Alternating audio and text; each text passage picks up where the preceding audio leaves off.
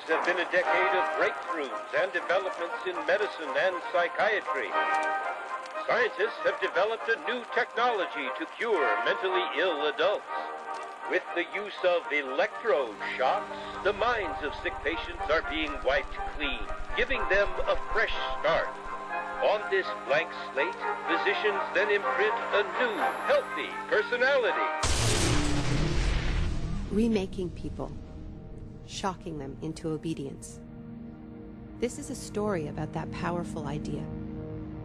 In the 1950s, it caught the attention of the CIA. The agency funded a series of experiments. Out of them was produced a secret handbook on how to break down prisoners. The key was using shock to reduce adults to a childlike state.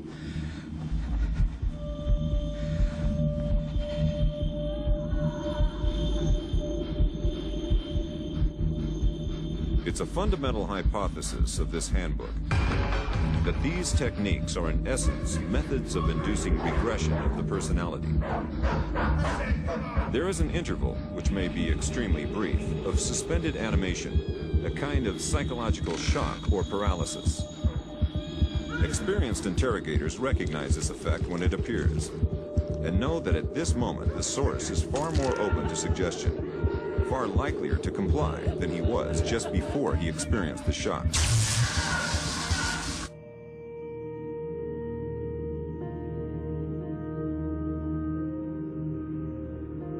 But these techniques don't only work on individuals. They can work on whole societies. A collective trauma, a war, a coup, a natural disaster, a terrorist attack puts us all into a state of shock.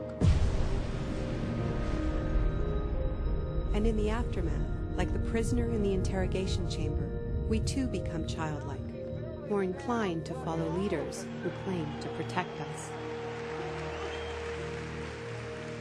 One person who understood this phenomenon early on was the most famous economist of our era, Milton Friedman.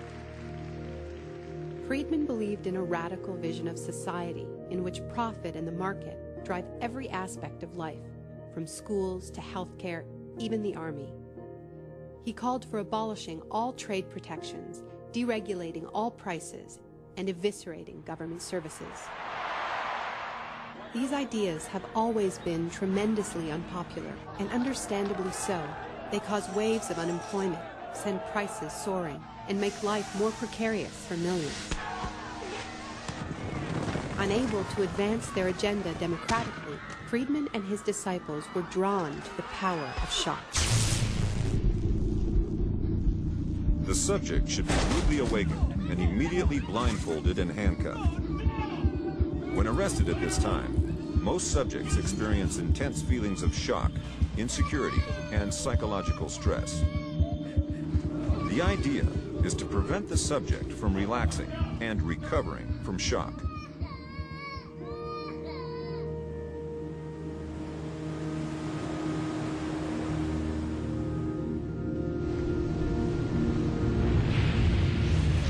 Friedman understood that just as prisoners are softened up for interrogation by the shock of their capture, massive disasters could serve to soften us up for his radical free market crusade.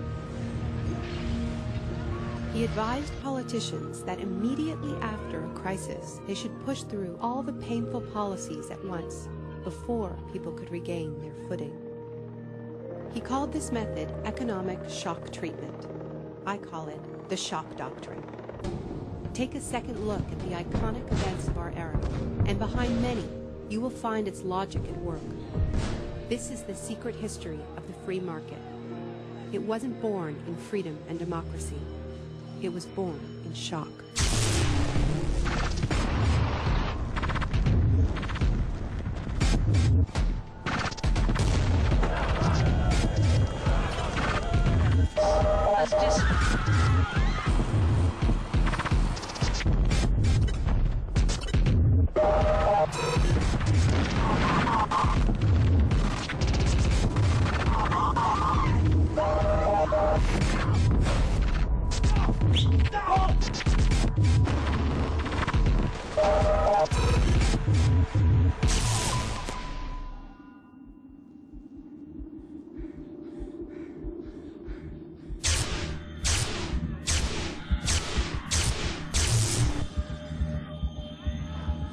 Isolation, both physical and psychological, must be maintained from the moment of apprehension. The capacity for resistance is diminished by disorientation. Prisoners should maintain silence at all times. They should never be allowed to speak to each other.